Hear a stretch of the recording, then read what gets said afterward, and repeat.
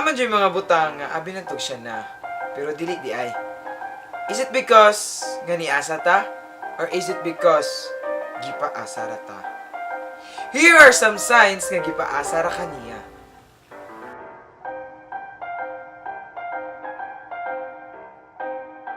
Makaibalo ka nga gipaasa ra kaniya kung first time ninyong mag-meet sa inyong pangkaduha nga meeting, wala na siya kalalim. Kailan mo ba Makaibalo ka nga gipaasa ra kaniya kung sweet siya nimo. Pero sweet pud siya sa uban. I know I'm not the only one. Makaibalo ka nga gipaasa ra kaniya kung taas na kaayo ang imong text pero ang iyang reply kayra.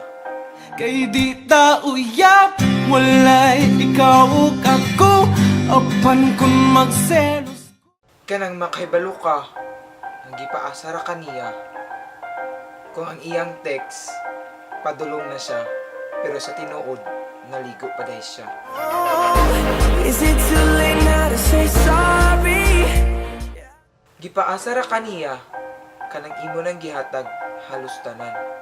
Pero iya ra gyapon kang gibaliw. What do you mean? Gipaasa ra kaniya kung siya sige pa ngayog load nimo. Pero dili siya mo text.